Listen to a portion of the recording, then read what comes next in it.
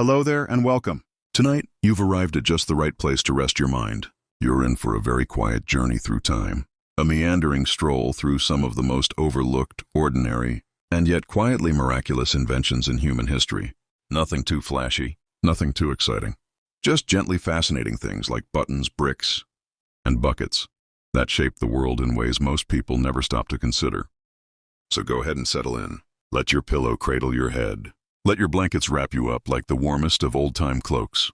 And as the world outside slows down, let your breath do the same, in and out, gently, slowly. In this story, there will be no great battles or loud discoveries, just the soft, quiet steps of progress, one simple invention at a time. Chapter 1. The Button. Small circle, big idea. Let's begin with something you likely touched today, without even thinking about it. The humble button. A tiny disc, round or square, sometimes made of bone, horn, wood, or plastic. It's been with us for thousands of years, quietly doing its job. Buttons, as it turns out, have an ancient story.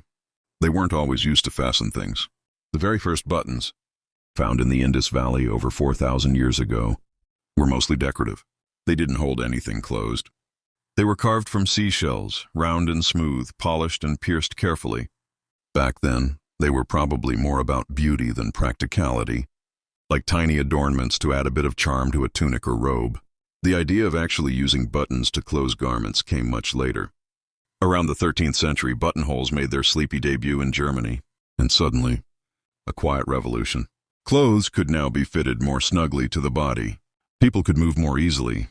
Layers could be added or removed. A tiny click of a button sliding through a hole.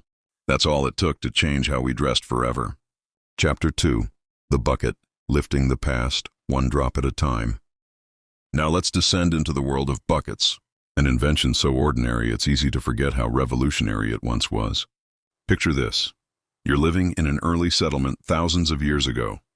Water is life and it must be carried. From rivers, from streams, from deep wells carved patiently into the earth. And to carry that water you need a vessel. Enter the bucket. Early buckets were made from wood, bound tightly with iron or leather hoops. Others were woven from reeds or even stitched from animal hides. The purpose was always the same, to move water, grain, soil, sometimes even fire in the form of hot coals. The bucket allowed us to farm more efficiently, to clean, to cook, to survive long winters with food stored safely. It was and still is a quiet partner in our daily routines. There are old illustrations of medieval fire, buckets, simple leather bags, with handles, lined up beside wells and thatched homes, just in case a stray spark escaped.